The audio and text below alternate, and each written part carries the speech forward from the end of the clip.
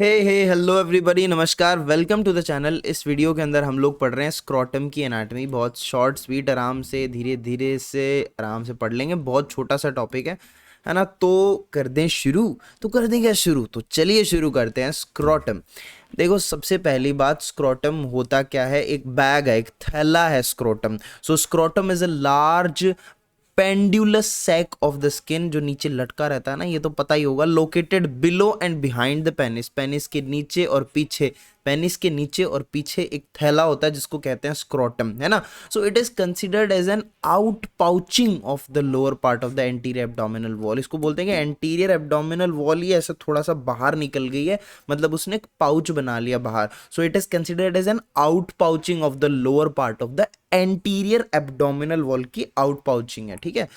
It contains following structure. Testis में, scrotum में क्या क्या होता है? एक तो होती है धमाकेदार गोल गोल टेस्टिस, और एपिडिडाइमस होता है, lower part of the which cord, spermatic cord. और क्या होता है? Spermatic cord. तो ये तीन चीजें इसके अंदर, ठीक है। उसके बाद में सुनो ना दिल क्या कहता है।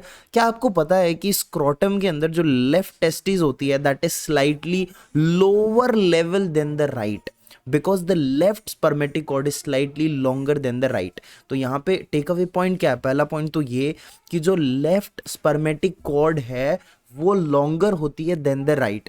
तो लेफ्ट स्पर्मेटिक कॉर्ड जब लंबी है तो स्पर्मेटिक कॉर्ड से नीचे की तरफ लटकी भी होती है अपनी टेस्टिस। तो आपका अगर लेफ्ट स्पर्मेटिक कॉर्ड लंबा है तो लेफ्ट टेस्टिस भी नीचे होगी, ठीक है। राइट थोड़ी सी ऊपर होगी, तो left testis slightly at lower level than the right, because the left spermatic cord is slightly longer than the right one.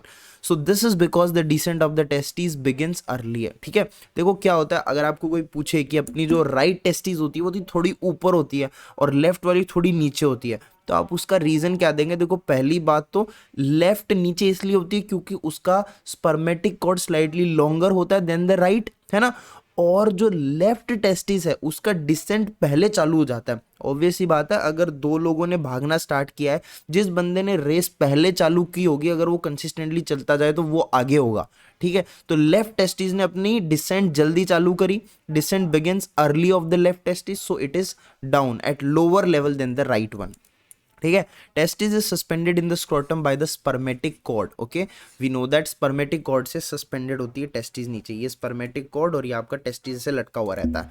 Okay, external features की बात करते हैं। देखो scrotum is divided into right and left half by median ridge और raphe कहते हैं इसको हम लोग।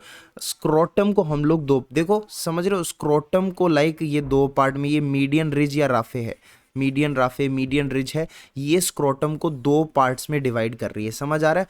तो राइट और लेफ्ट हाफ में डिवाइड करा जाता है स्क्रोटम बाय मीडियन रिज और राफे, जिसको हम लोग कहते हैं, है ना। Rafe, what does this Rafe indicate? It indicates the line of fusion of the two half of the scrotum. Rafi ये इंडिकेट करता है, क्या इंडिकेट करता है? लाइन ऑफ फ्यूजन की भाई यहाँ पर ये जो अपना लेफ्ट हाफ है और ये राइट हाफ है, ये यहाँ फ्यूज हुए होंगे, तो दैट मीडियन राफे या median ridge indicate the fusion की यहाँ पर फ्यूज हुआ होगा, ये इंडिकेट करता है ये राफे, ठीक है। Line of fusion of the two half of the scrotum. This ridge is continuous forward in the midline to the undersurface of the penis and backward in the midline of the perineum to the anus. तो ये जो आपकी median ridge या median raphe है, ये देखो diagram फिर से चलते हैं इस पे, ये कंटिन्यू करती है नीचे तक, समझ रहे हो, ऊपर तक और नीचे तक। ये यहाँ पे अपनी देखो एनएस तक जा रही है, नीचे एनएस तक पीछे की तरह डाउनवर्ड एक्सटेंड करती है, और ये आगे देखो lower surface of the penis, body of the penis, यहां तक ये एक्सटेंड करती है आगे। तो यही चीज मैंने बोली, स्किन इज रुगोस, रुगोस या फिर इसको बोलते हैं हम लोग कॉरुगेटेड या डार्क इन कलर। जो स्क्रोटम की स्किन होती है ना, एक्सटर्नली आप उसको देखोगे उसमें बहुत सारे मतलब फोल्ड्स जैसा कुछ आपको दिखाई देगा, तो that is called rugose feature या कॉरुगेटेड फीचर। तो the skin of the testis is rugose या corrugated and it is dark in colour, ठीक है, डार्क होती है कलर में। उसके बाद में रुगोसिटी क्यों होती है आखिरकार? Rugosity is due to presence of subcutaneous dartos muscle. तो इस मसल का नाम याद रखना है, बोलिए आनंद से, बोलिए कौन सी मसल है? डार्टोज मसल। किस मसल के कारण ये रुगोज या कोरुगेटेड अपीयरेंस होती है? It is because of dartos muscle, ठीक है, which is present subcutaneously. Next external feature is left half of the scrotum hangs lower than the right half because the left spermatic is longer than the right spermatic. इसके बारे में तो हम पहली बात कर चुके हैं, हाँ कि ना? बिल्कुल. नेक्स्ट आगे पहुंच जाते हैं. क्या ये आपको दिखा अच्छे से properly? Then the left half. Okay, next आगे बढ़ जाते हैं. ये डायग्राम आप देख चुके हैं. लेयर्स की बात करते हैं.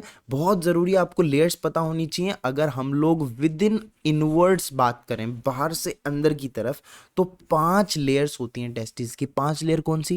देखो, बारी बार पहले तो आएगी स्किन, फिर उसके बाद में मैंने कहा सबक्यूटेनियस डार्टोज मसल. तो डार्टोज मसल आएगी which replaces the superficial fascia, उसकी जगह डार्टोज मसल होती है. देन आपका आएगा external spermatic fascia, then cremasteric muscle and fascia, then internal spermatic fascia. ठीक है, तो सबसे पहले बाहर क्या हुई? स्किन हुई. देन उसके बाद में डार्टोज मसल, फिर उसके बाद में एक्सटर्नल स्पर्मेटिक फैशिया, उसके बाद में cremasteric fascia, cremasteric muscle and fascia, and then internal spermatic fascia. ठीक है, तो एक्सटर्नल और इंटरनल स्पर्मेटिक फैशिया के बीच में cremasteric muscle and fascia present है. ठीक है, so these are the layers of the testis. आप देखिए, layers of the scrotum, not testis. Layers of the scrotum, देखो बाहर ही बाहर स्किन दिखाई दे रही है. देन ये लाल कलर में आ गया डार्टोज मसल. देन उसके बाद में ग्रीन कलर में आ गया एक्सटर्नल स्पर्मेटिक फैशिया, और ये अंदर येलो कलर में है इंटरनल स्पर्मेटिक फैशिया. एंड बीच बीच में आपको क्या दिख रहा है? Cremasteric muscle and fascia, muscle and fascia. These are the layers of the scrotum. अगर जो मैंने अभी बोला था कि it is out pouching of anterior abdominal wall, तो what are the differences between the layer of anterior abdominal wall and layer of scrotum? देखिए, कुछ डिफरेंसेस हैं. बोथ आर स्किन, है ना, दोनों स्किन से बनती हैं, लेकिन यहाँ पर सुपरफिशियल फैशिया है और यहाँ पर डार्टोज मसल है. समझ रहे हो?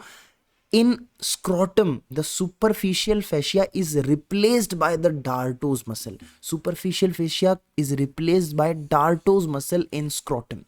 Then external oblique muscle यहाँ होती है, यहाँ पर उसकी जगह external spermatic fascia होता है.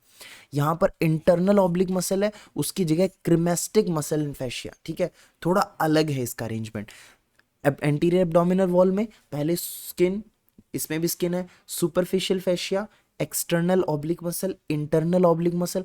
बट स्क्रोटम में देखोगे skin, subcutaneous dartos muscle, external spermatic fascia, then cremasteric muscle and fascia, then internal spermatic fascia. ठीक है, अब एंटीरियर एब्डोमिनल वॉल में ट्रांसवर्स एब्डोमिनस मसल आती है, लेकिन यहाँ पे इसके कॉरस्पॉन्डिंग कोई लेयर नहीं प्रेजेंट होती. डायरेक्ट यहाँ पे फैसिया ट्रांसवर्सालिस है और यहाँ पे internal spermatic फैशिया.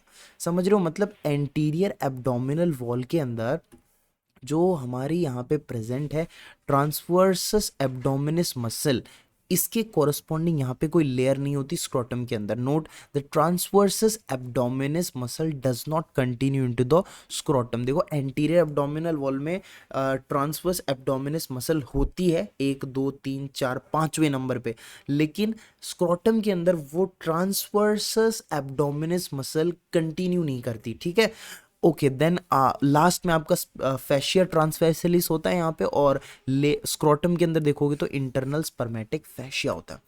Blood supply of scrotum की बात करते हैं. हमारे पास बेसिकली 4 आर्टरीज हैं, 4 आर्टरीज हैं. इनके नाम फटाफट से देख लेंगे. एक तो superficial external pudendal artery, superficial external pudendal artery, then deep external pudendal artery. देखो, एक तो superficial external pudendal artery, then deep external pudendal artery, then scrotal branches of the internal pudendal artery, then cremastic artery. देखो, नाम उसी से match कर रहा है. superficial external pudendal artery, deep external pudendal artery, then scrotal branches of the internal pudendal artery. जो ये internal pudendal artery है, internal pudendal artery है, इसकी scrotal branches. then cremastic artery, cremastic muscle and fascia present है, तो cremastic artery which is a branch of inferior epigastric artery. You have to remember this blood supply. nerve supply पे आ जाते हैं. nerve supply बहुत easy है. nerve supply में अगर आप देखोगे तो जो anterior 1/3 of the scrotum है, it is supplied by ilioinguinal nerve. Which nerve? Ilioinguinal nerve, which is derived from the L1 and genital branch of the genitofemoral nerve L1 also. ठीक है. और posterior 2/3 किससे? Posterior scrotal branches of the perineal nerve and perineal branches of the posterior cutaneous nerve of the thigh.